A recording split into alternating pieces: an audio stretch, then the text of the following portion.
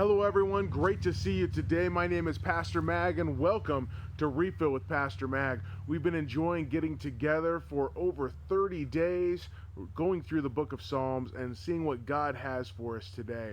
Now, today is no different. We are back in the book of Psalms and we are in chapter 31. Now, chapter 31 is a little longer. It covers 2 pages. So we will be reading that and then we're going to go through and see what we see in here. So let's read together. It's a little longer today, but let's read. In you, O Lord, do I take my refuge. Let me never be put to shame. In your righteousness, deliver me. Incline your ear to me. Rescue me speedily. Be a rock of refuge for me. Be a strong fortress to save me. For you are my rock and my fortress, and for your name's sake, you lead me and guide me. You take me out of the net they have hidden for me, and you are my refuge. Into your hand I commit my spirit. You have redeemed me, O Lord, faithful God. I hate those who pay regard to worthless idols, but I trust in the Lord. I will rejoice and be glad in your steadfast love, because you have seen my affliction. You have known the distress of my soul, and you have not delivered me into the hand of the enemy. You have set my feet in a broad place. Be gracious to me, O Lord, for I am in distress. My eye is wasted from grief, my soul and my body also, for my life is spent with sorrow, and my years with sighing. My strength fails because of my iniquity, and my bones waste away.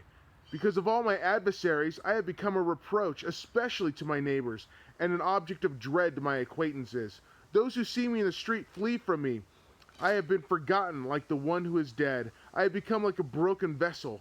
For I hear the whispering of many terror on my side, as they scheme together against me, as they plot to take my life. But I trust in you, O Lord.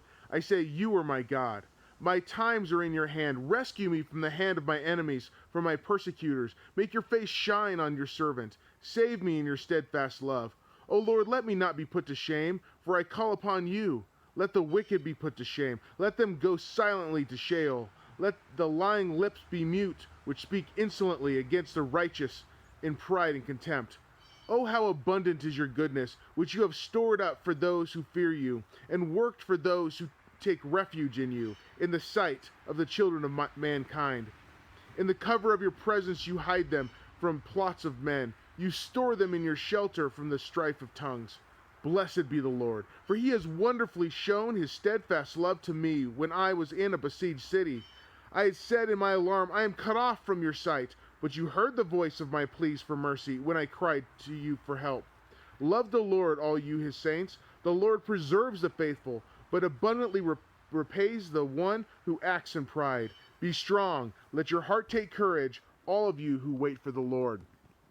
This is a great psalm. It's amazing to see how the psalmist is talking about how much they have been in danger and threat of their life, and they had the opportunity to die many times, that without God they would have been dead. And yet in verse 7, it really sticks out to me here. He says, I rejoice in your steadfast love. Now, why does the psalmist rejoice in the steadfast love? Because you have seen my affliction. God has seen his affliction. You have known the distress of my soul. God had seen the distress of his soul. And you have not delivered me into the hand of my enemy. What did God do instead of delivering him into the hand of his enemy? He set his feet on a broad place. He put him in a safe place. You can imagine climbing up this sheer rock wall, and you're looking for a grasp to hang onto, and your hand slips because there's nothing to grab onto. And yet God does not lead you to that sheer wall. He places you and your feet in a broad place where you are safe to walk around. And that's true for us too. You see, God sees our affliction. God knows the distress of our soul. And he will not let us be overcome by the hands of the enemies that are around us, overcome by the enemies to our soul. No, he will pick us up and put us in a broad place. And he does that through Jesus most of all. And even when it looks like that we have no way out and things happen to us that we don't deem worthy, that we say, God, that's not right, this is not okay, he has a plan put all together. In fact, here in 22, he had said to the alarm, I am cut off from your sight. But when you heard the voice of my pleas for mercy, when I cried to you for help. God sees us when we cry to him for help. You know, whether it's looking for a parking spot or help staying on a diet, or there are people coming at you that want to do you harm. No matter what, do we cry out to God in those times? Because he hears us. We are not cut out off from his sight. We are not blind to him, in a blind spot of God for somehow. No, he sees us. He knows us. He cares about us. And so in verse 24, and that's for us today too. Be strong and let your heart take courage, all of you who wait on the Lord. Let's wait on the Lord and let our heart take courage that he knows what he's doing and he will not let us fall prey to evil for no reason.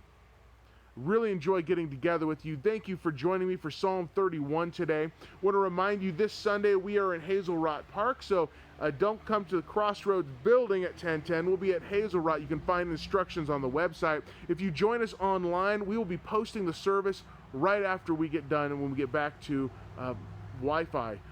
So we don't really have that all the time out here in Custer. But whether I see you here in Custer, whether I see you here online, or whether I see you when Christ returns, I'll see you real soon.